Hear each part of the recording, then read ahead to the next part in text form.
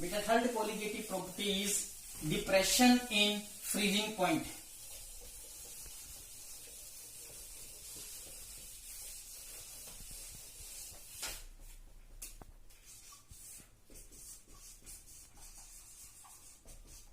Depression in freezing point. To understand the meaning of depression freezing point, firstly we have to understand the meaning of freezing point. हमें पहले freezing point समझना पड़ेगा। बेटा छोटी क्लासों में तुम पढ़ के आए हो the temperature, freezing point इसको कहते हैं the temperature at which a liquid freeze to become solid। जिस टेम्परेचर पे एक लिक्विड फ्रीज होके सॉलिड में कन्वर्ट होता है उस टेम्परेचर को क्या कहते हैं, उस लिक्विड का फ्रीजिंग पॉइंट।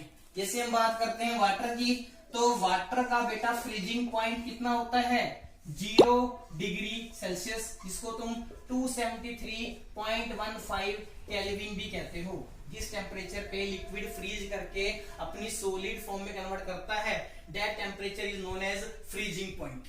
ठीक है, ये डेफिनेशन तो बेटा तुम छोटी क्लास से पढ़ते आ रहे हो। अब हम सेकंड डेफिनेशन पढ़ते हैं from chemistry point of view.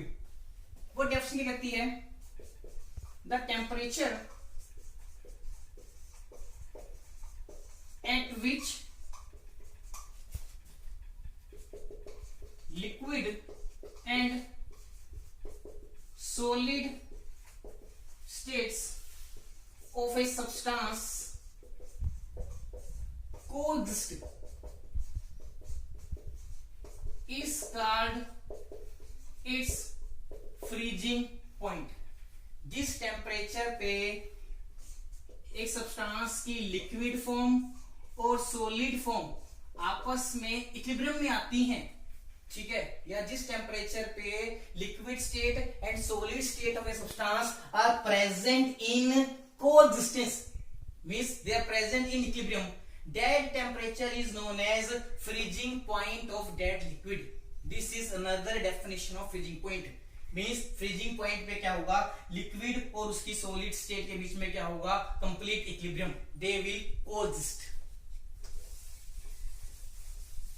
Third definition भी है बेटा, the temperature at which vapour pressure that is also known as escaping tendency, vapor pressure or escaping tendency of liquid becomes that of its solid form is known as its freezing point। जिस temperature पे एक substance की liquid state और उसकी solid state का vapour pressure same हो जाता है उस टेम्परेचर पे वो लिक्विड क्या करता है, फ्रीज। इसको दोबारा समझो, the temperature at which vapour pressure can be also known as escaping tendency. The temperature at which vapour pressure of liquid becomes that of its solid form is known as its freezing point. ठीक है, let us take the example of water। suppose we have liquid water। हमने क्या करना है, इस liquid water को freeze करके ice में कन्वर्ट करना है। तो बेटा हम क्या करेंगे, we will decrease the temperature of this liquid water।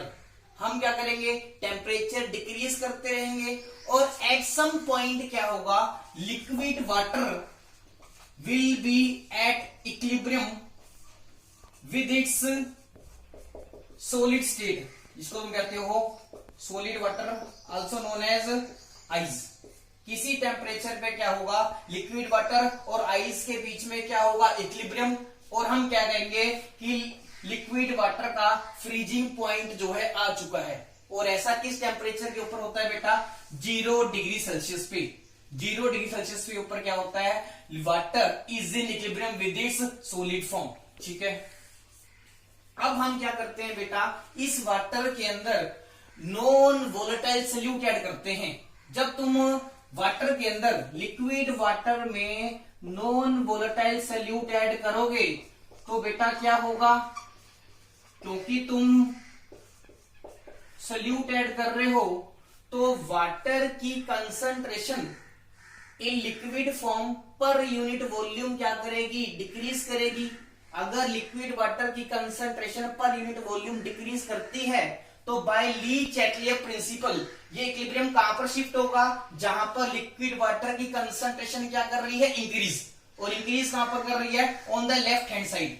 मतलब क्या होगा, जब तुम नॉन वोलेटाइल सॉल्यूट ऐड करोगे equilibrium will be disturb. Equilibrium क्या होगा, डिस्टर्ब होगा, क्योंकि लिक्विड वाटर की कंसंट्रेशन पर यूनिट वॉल्यूम क्या होती है, डिक्रीज करती है।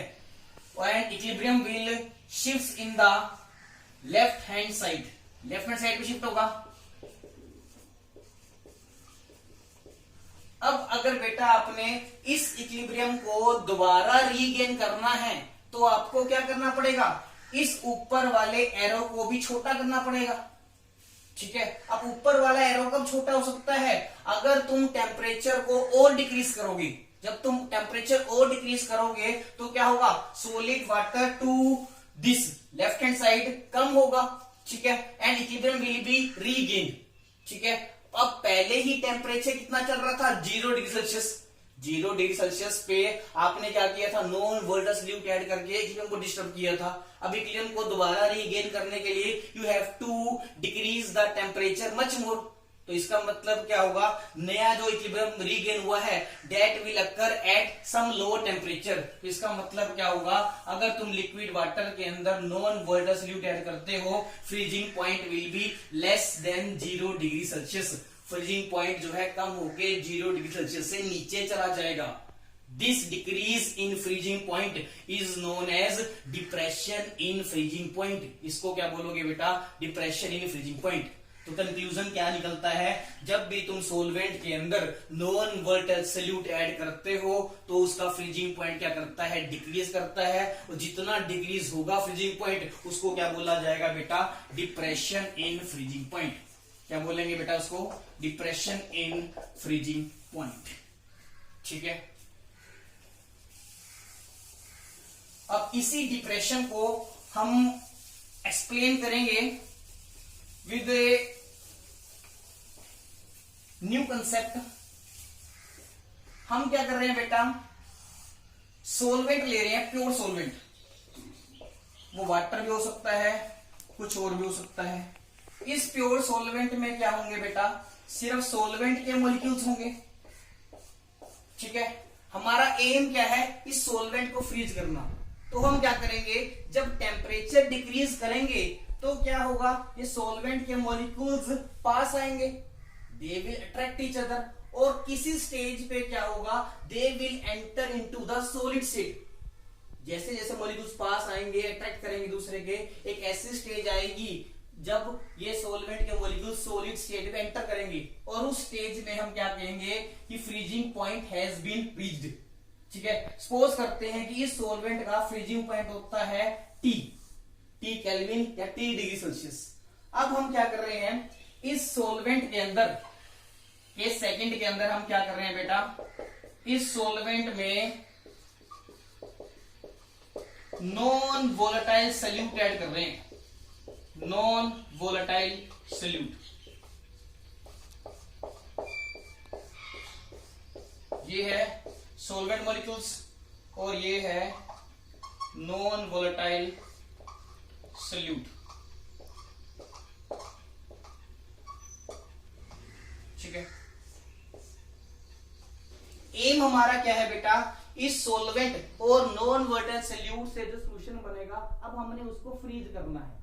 अब यहां पर तुम देख रहे हो, अगर सोलवेंट के अंदर सॉल्यूट नहीं होता तो उनके मॉलिक्यूल्स के बीच में अट्रैक्शन इजिली हो पाएगी। मगर जब तुम सॉल्वेंट के अंदर नॉन वोलेटाइल सॉल्यूट ऐड कर दोगे तो इससे क्या होगा, सॉल्वेंट के मॉलिक्यूल्स इजिली आपस में क्लोज नहीं आ पाएंगे, because these solute molecules interfere with the attraction between the solvent molecules. इसकी वजह से क्या होगा, सॉल्यूशन इजिली सॉलिड स्टेट में नहीं जा पाएगा। अगर तुमने सॉल्यूशन को फिर भी सॉलिड स्टेट में लेके जाना है तो तुम्हें टेम्परेचर को और ज्यादा डिक्रीज करना पड़ेगा।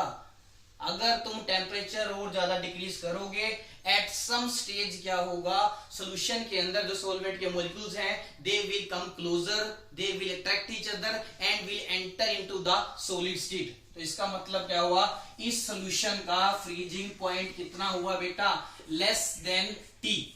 पिछले केस में कितना था, टी था, इस केस में कितना होगा, लेस देन टी। अब क्योंकि फ्रीजिंग पॉइंट सॉल्यूट ऐड करने से डिक्रीज हो जाता है, और हम क्या कहेंगे, this decrease in freezing point is known as depression in freezing point. Clear. तो हम डिप्रेशन इन फ्रीजिंग पॉइंट को कैसे डिफाइन कर सकते हैं,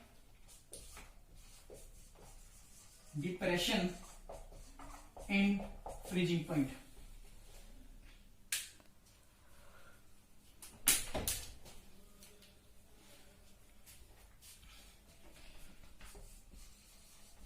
Presence of non-volatile solute in a solvent decreases its vapor pressure. As a result, freezing point of solution is less than that of pure solvent. This decrease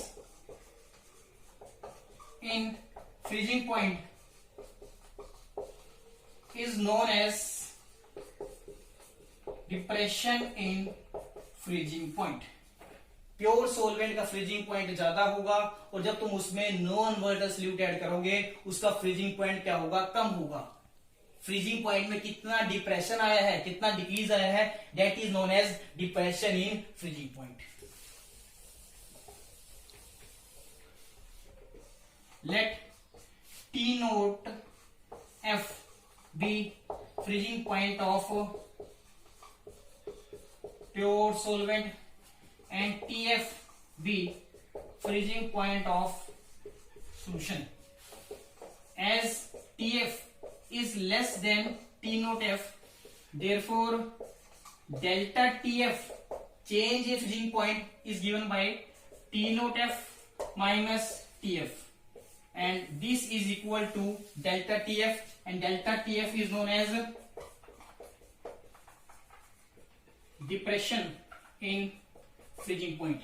Depression in freezing point is equal to freezing point of pure solvent minus freezing point of solution. Clear? Now let us understand depression in freezing point with the help of graph. Suppose we plot vapor pressure along y-axis and temperature along x-axis. Suppose we have a solvent whose vapor pressure at a particular temperature lies at this level. ठीक है, हमने क्या करना है बेटा, इस solvent को freeze करना है, और ये सोलवेंट फ्रीज कब होगा, जब इसकी लिक्विड स्टेट का और सॉलिड स्टेट का वेपर प्रेशर क्या होगा, इक्वल। ठीक है, ये है सोलवेंट, ठीक है, vapour pressure of pure solvent, और हम मानते हैं कि suppose this is the solid state of same solvent जिसका वेपर प्रेशर क्या हुआ, कम होगा। ठीक है, हम क्या करेंगे, इसके वेपर प्रेशर को जो पहले ज्यादा है हमने इन दोनों के वेपर प्रेशर को क्या करना है, सेम करना है। सेम कैसे करेंगे, सोलवेंट को हम क्या करते रहेंगे, ठंडा करते रहेंगे। टेम्परेचर जितना कम करोगे वेपर प्रेशर क्या करेगा, डिक्रीज करेगा। और एक पर्टिकुलर स्टेज पे आके क्या होगा, इस सोलवेंट का और उसकी सॉलिड स्टेट का वेपर प्रेशर क्या होगा, सेम होगा। And we will have a graph like this. ठीक है, ये सोलवेंट है, ठीक है, जिसका वेपर प्रेशर इस लेवल के ऊपर लाई करता है। हम क्या कर रहे हैं, इसका टेम्परेचर डिक्रीज कर रहे हैं। जैसे जैसे टेम्परेचर डिक्रीज करेंगे solvent will follow this graph and at a particular stage its vapour pressure becomes equal to that of its solid state and this corresponding temperature is known as freezing point of pure solvent। ठीक है, अब बेटा हम क्या करेंगे, इस solvent के अंदर नॉन वोलेटाइल सोल्यूट ऐड करेंगे। जब तुम सोलवेंट के अंदर नॉन वोलेटाइल सोल्यूट ऐड करते हो तो उसका वेपर प्रेशर डिक्रीज करता है। अब अगर सोलवेंट का वेपर प्रेशर यहां पर लाई कर रहा है तो सोल्यूशन का वेपर प्रेशर नीचे लाई करेगा। ठीक है, अब तुमने इस सोल्यूशन को फ्रीज करना है। ठीक है, डेफिनेशन सेम चलेगी। ये वाला सोल्यूशन उस टेम्परेचर पे फ्रीज होगा जब इसकी लिक्विड स्टेट और सॉलिड स्टेट का वेपर प्रेशर क्या होगा, सेम। ठीक है, हम मानते हैं कि इसके जो सोल्यूशन है इसकी सॉलिड स्टेट यहां पर लाई करेगी, उसका वेपर प्रेशर कहां लाई करेगा, नीचे। ठीक है, जो पहले वाले से भी कम होगा। ठीक है, हमारा एम क्या है, इस सॉल्यूशन का यह सॉल्यूशन, ठीक है, इसके वेपर प्रेशर को डिक्रीज करके यहां तक लेके जाना है। तो it will acquire this graph। ठीक है, and at this temperature vapor pressure of solution and its solid state will become equal and this temperature is known as freezing point of solution। ठीक है, this is solid state of solvent and this is solid state of solution। Clear? This complete is known as frozen solvent or solution। ठीक है, ये क्या है, solvent की और solution की सॉलिड स्टेट को रिप्रेजेंट कर रहा है। ठीक है, हमने जैसे जैसे टेम्परेचर डिक्रीज किया वेपर प्रेशर क्या करता गया, डिक्रीज करता गया और इस पॉइंट के ऊपर आके इसकी सॉलिड स्टेट, ठीक है, ये है सॉलिड स्टेट ऑफ सॉल्यूशन और सॉल्यूशन का वेपर प्रेशर कंसाइड किया है and this temperature is known as freezing point of solution. ठीक है, जिसको तुम रिप्रेजेंट करते थे TF से। ठीक है, और फ्रीजिंग पॉइंट को सॉल्वेंट रिप्रेजेंट करते थे T0F से। अब तुम देख रहे हो T0F ज्यादा है और TF क्या है, कम है। ठीक है, T0F राइट हैंड साइड पे ज्यादा होगा, TF लेफ्ट हैंड साइड पे तो कम होगा। और तुम्हें पता है अगर T0F माइनस TF करते हो तो it gives you value of delta TF known as depression in freezing point. तो ये जो डिफरेंस है इनके बीच में that is known as delta TF। Clear? Now let us find out expression for delta TF।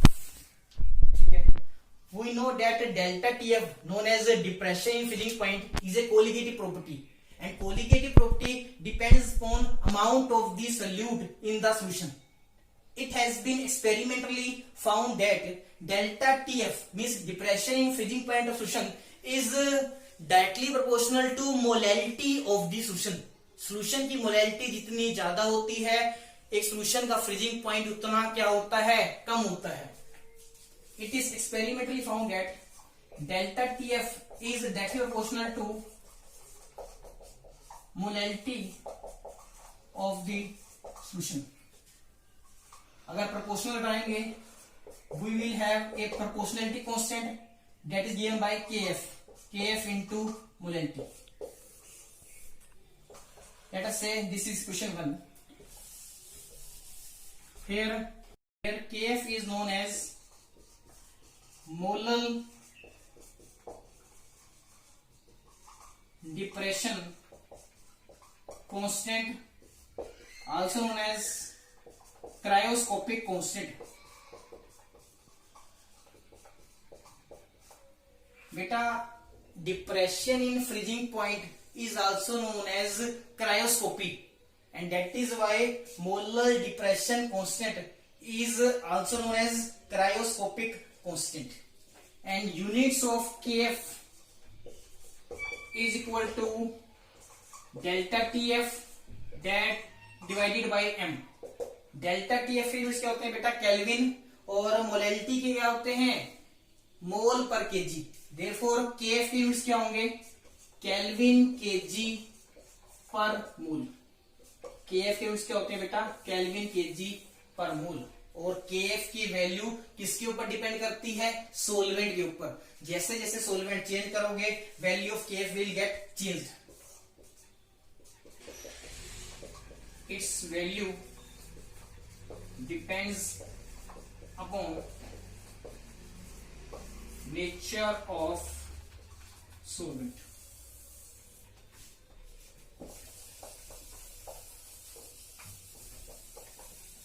Let us say this is equation 1, and in equation 1 if m is equal to 1, molality of this solution is 1, then Kf is equal to delta Tf.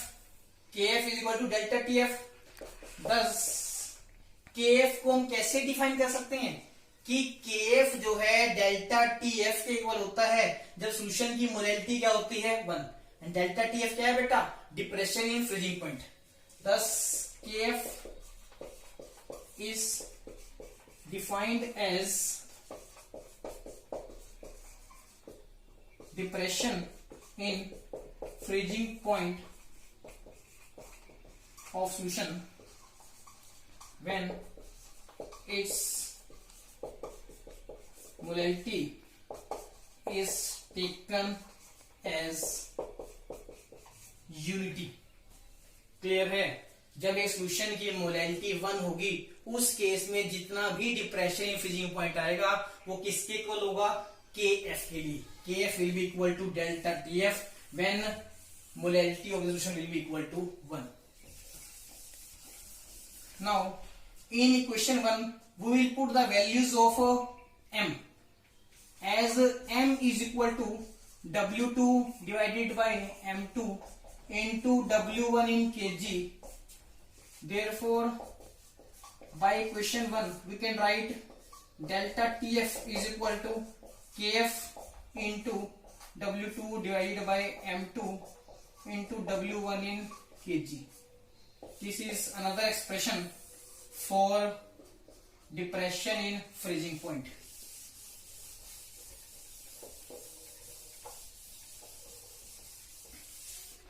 Now let us understand significance of this expression. Using this expression we can find out the molar mass of unknown solute. Using equation 2 we can find the molar mass of unknown solute, and that is given by M2 is equal to Kf into W2 divided by delta Tf into W1 in kg. This is expression for M2. अब इसको समझते हैं कि मैंने ये क्या लिखा है कि molar mass of unknown solute. इसका मतलब क्या होता है बेटा? समझते हैं. सपोज तुम्हारे पास एक सोलवेंट है जिसका तुम्हें फ्रीजिंग पॉइंट ऑलरेडी पता है. ठीक है. अब तुम क्या करते हो? सोलवेंट का मास W1 kg लेके इसमें एक अननोन सॉल्यूट ऐड करते हो. Unknown solute. और कितना ऐड करते हो? W2 grams. ठीक है. अब ये जो सोल्यूशन बनेगा इस सोल्यूशन का तुम एक्सपेरिमेंटली फ्रीजिंग पॉइंट मेजर कर लोगे. सपोज फ्रीजिंग पॉइंट कितना आता है? TF. और हमें पता है TF is less than T0F. तो हम क्या करेंगे, डेल्टा टी एफ वैल्यू निकाल लेंगे। डेल्टा टी एफ किसके इक्वल होगा, T naught F minus T F के। तुम्हें ये पता है, ये पता है, यहां से क्या निकाल लोगे, delta T F. Delta T F को बेटा तुम यहां पर रख लोगे, ठीक है। W1 W2 तुम्हें पता है, वो यहां पर रख दोगे। और सोलवेंट के लिए, उस सोलवेंट के लिए केएफ की वैल्यू क्या है, वो तुम्हें न्यूमेरिकल में दे रखी होगी या बुक में डेटा बना रखा होता है। तो ये सारी वैल्यूज पुट करके तुम ये पता लगा सकते हो कि ये जो अननोन सोल्यूट है उसका मोलर मास क्या है, उसका मोलर मास क्या होगा। क्लियर। अगर हम सपोज करते हैं कि M2, बाई चांस हम सपोज करते हैं कि M2 हमारा अगर 40 आता है तो solute can be sodium hydroxide, क्योंकि सोडियम हाइड्रोक्साइड का मोलर मास कितना होता है, 40 ग्राम पर मोल, ठीक है। Therefore by this expression we can find out the molar mass of unknown solute. Clear. Now from thermodynamics we have an expression to find out the value of Kf for any solvent, and formula is Kf is equal to R T naught F into M1 divided by 1000 into delta H fusion. Formula for Kf is this. This expression directly came from thermodynamics, where R is universal gas constant with value 8.314 joule per Kelvin per mole. T naught F is freezing point of pure solvent. M1 is molar mass of solvent, and delta H fusion is heat of fusion per mole of solvent. Using this expression we can find out the value of Kf for any solvent. Kf can be put here to get the value of delta TF. Delta TF is known as depression in freezing point. Clear? बेटा अभी तक हमने क्या पढ़ लिया, जब तुम एक प्योर सोलवेंट में नॉन वोलेटाइल सोल्यूट ऐड करते हो, its vapour pressure get decreased and therefore its freezing point also get decreased. The decrease in freezing point is known as depression in freezing point. Depression in freezing point is directly proportional to molality of the solution, and that is why we say that delta TF is a colligative property. It depends only on the amount of solute added. It does not depend upon nature of the solute. Clear? This is all about depression in freezing point. Tomorrow we will start with the next colligative property, that is known as osmotic pressure. Clear?